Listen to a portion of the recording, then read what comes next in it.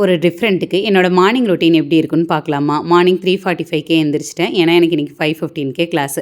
Morning எந்திரிச்சதுமே நைட்டே கிச்சன்லாம் clean பண்ணி விட்டுட்டு, தேவையான வெஜிடபிள்ஸ் அடுத்த நாளைக்கு வேணுங்கிறது எல்லாமே கட் பண்ணி நான் எடுத்து ஸ்டோர் பண்ணிருவேன். அப்போ தான் என்னோடய வேலை ஈஸியாக முடியும்.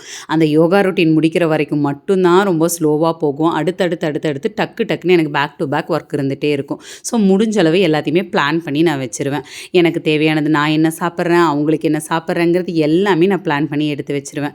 எனக்கு முட்டை வேக வச்சாச்சு. அவங்களுக்கு லஞ்சுக்கு எலுமிச்சங்காய் சாதம், அது கூடவே வந்துட்டு தக்காளி குருமா காலையில் தோசைக்கு, அப்புறம் பன்னீர், கேப்சிகம் எல்லாம் போட்டு ஒரு பொரியல் மாதிரி செஞ்சுருந்தேன். அது ரொம்ப நல்லா டேஸ்ட் இருக்கும். நான் உங்களுக்கு ஒரு நாள் ரெசிபி கூட நான் ஷேர் பண்ணுறேன். எனக்கு தேவையான முட்டை, அதே போல் ஃப்ரூட்ஸு எல்லாமே நான் கட் பண்ணி எடுத்து வச்சுருவேன். ஈவன் டீ கூட போட்டு வச்சுருவேன். இப்போது 5:00 வீட்டிலேருந்து கிளம்பியாச்சு.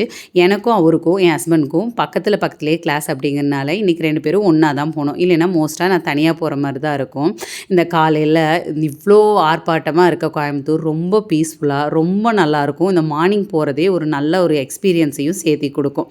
நம்ம அங்கே கிளாஸ் முடிச்சுட்டு 6:15க்கெலாம் முடிஞ்சிடும். 1 hour கிளாஸ் தான். அதுக்கப்புறமா 6:30க்கு இன்னொரு கிளாஸ் இருக்கும். அது 7:30க்கு முடிச்சதுக்கப்புறமா வீட்டுக்கு வந்து 8:00 கிளம்புற என் பையனுக்கு தேவையான லஞ்ச் எல்லாம் பேக் பண்ணிவிட்டு மறுபடியும் என்னோடய ஒர்க் அவுட் ரொட்டீன், அதே போல் வெஜிடபிள்ஸ் எல்லாம் போயிட்டு சந்தையில் வாங்கிட்டு வந்து அதையெல்லாம் ரீரேக் பண்ணுறது, அடுத்தடுத்த கிளாஸஸ்னு நாள் ஃபுல்லாக பிஸியாக போகும். பட் எல்லாத்தையுமே நான் ப்ரீவியஸ் டேவே பிளான் பண்ணி வச்சுக்குவேன்.